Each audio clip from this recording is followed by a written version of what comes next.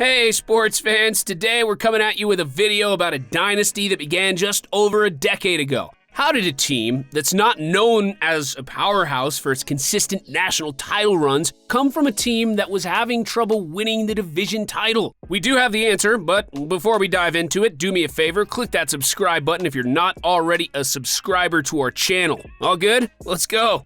Current Clemson head coach Dabo Swinney was a part of a winning culture since the 1980s. After walking on to Alabama's football team, Dabo managed to get a scholarship and stay with the team for 3 years. He was a player on a national championship team, and although Dabo didn't get much playing time as a member of the Tide, he managed to get good grades and was a 3-time academic letterman. Following his playing career, Dabo became a graduate assistant for Alabama's football team for a few years. Dabo made a great impression on the staff and he graduated to assistant coach. After rising to the ranks of assistant coach, Swinney took an opportunity with the Clemson Tigers to serve the same position under head coach Tommy Bowden. Not only an assistant coach to Bowden, Dabo was also involved in the recruiting process over there and was praised as being both a great coach and recruiter. When Bowden left in 2008 after coaching just 6 games, the doors of opportunity swung open for Swinney. And instead of promoting one of the coaches that was higher up on the pecking order than Swinney, they decided to roll with Dabo, who had fresh ideas and remarkable recruiting skills. Swinney also took on the play calling duties after firing the offensive coordinator. Change was happening at Clemson, and he wasn't just there to turn the Tigers' record around. He was trying to erase a losing culture and being associated with any terms that poked fun at the football team, such as Clemsoning. If you're unfamiliar with the term, it's used by the college world to describe a team that loses to a team they should have mopped the floor with. Before Dabo, Clemson had fallen on this sword too many times and lost games announcers and fans could barely comprehend. Dabo was determined to make Clemson stand for winning and wash the bitter taste of sayings like this out of everyone's mouths. Tigers were going to walk different, talk different, and restore the bite from a Tiger team that hadn't won anything meaningful in decades. One of Dabo's first acts of changing his football team's culture was the Tiger Walk. The Tiger Walk is where the football team walks through the parking lot outside of Memorial Stadium before their pregame preparation. The team parted a sea of fans from the moment they got off the bus. An extra chance for Dabo and his team to get fired up for an opponent. Dabo finished the season off for Bowden with a respectable 3-2 record. Then he went out and recruited some serious talent, and there was once again promise behind the newcomer Swinney, and anticipation grew for what 2009 would bring. Returning running back C.J. Spiller would head the 2009 class and would be one of the focal points on the Tigers' offense. Dabo called the plays and maximized Spiller's talents with the running back finding the end zone in every game during the season. Spiller led Dabo's offense and helped the Clemson Tigers to a 9-5 record. Clemson also scored some key victories over conference rivals along the way and restored pride in the Clemson faithful. Although many question whether or not Dabo was a suitable head coach for the Tigers in 2008, nobody was really questioning him after 2009. In the offseason, Dabo did what he does best. He recruited. He brought in key recruits like stretching wide receiver Martavis Bryant and touted prospect Vic Beasley, who was actually a tight end before converting to linebacker. And last but not least, a star recruit, a wide receiver by the name of DeAndre Hopkins.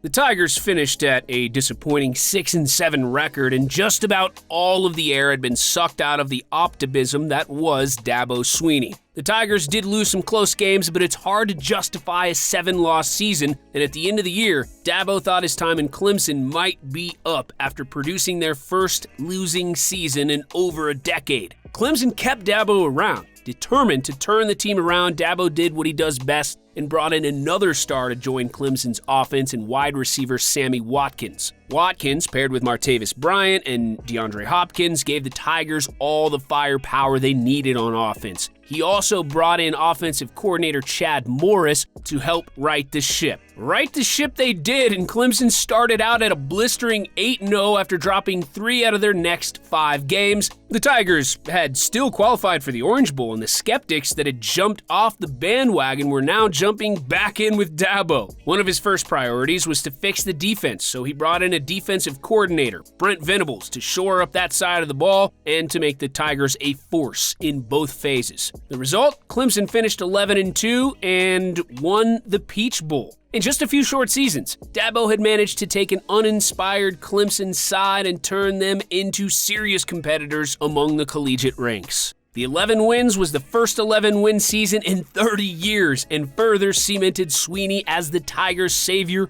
and Renaissance man.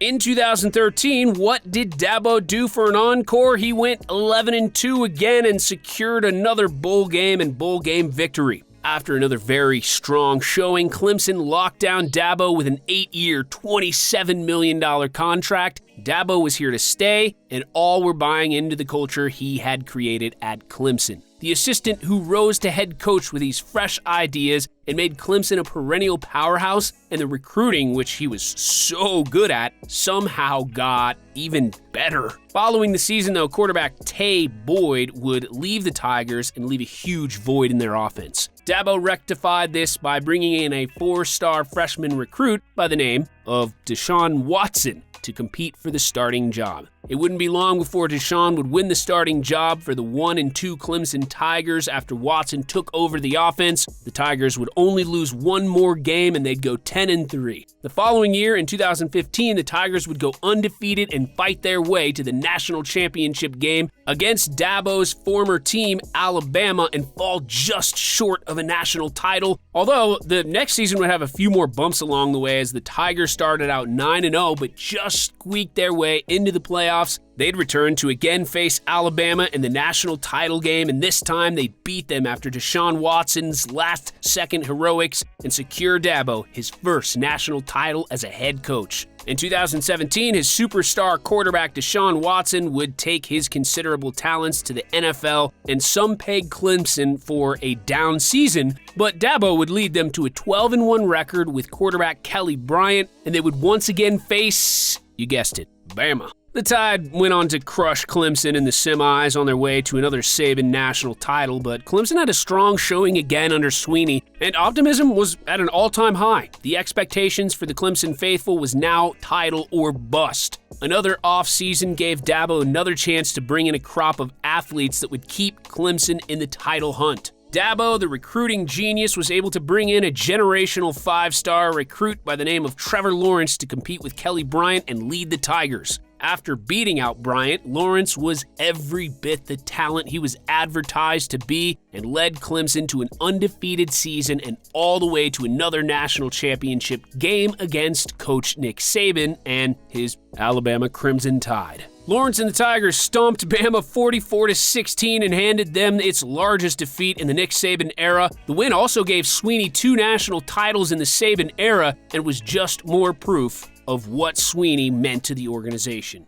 Clemson wasn't built in a day, but the day Dabo showed up as an assistant, the culture began to change and so did the team's fate. You can point to many factors of how a team can come from relative obscurity, perennial powerhouse, but the person most responsible for this culture shift was none other than Dabo Sweeney. In his time as Tigers head coach, he is only second to Saban in accomplishments, and many peg Dabo as a coach that will continue to elevate Clemson to the heights it currently sits as the school continues to build on its legacy as one of college football's best programs. Clemson may not have always been good, but their last decade of dominance has catapulted them to the forefront of football schools among the storied franchises. As the Tigers continue to live out their golden age, it's going to be interesting to see how Dabo continues the trend of finding a phenomenal quarterback and infusing his team with talent, as he did during Deshaun Watson and Trevor Lawrence's tenures. At this point, we're not going to doubt him. We're just going to stand by the Clemson faithful and let Dabo do what he does, because at this point, there's no more doubting his genius. All right, sports fan, that does it for our look at Clemson, how they became the powerhouse that we see today. Let us know what you think about Dabo Sweeney and his ability as the Tigers head coach. Are you all in on Dabo? Are Dabo's best days behind him? Let us know. And before we go, if you're not already subscribed to this channel, do me a favor, click that subscribe button so we can keep you up to date on all of our content. Until next time, sports fans, have a good one.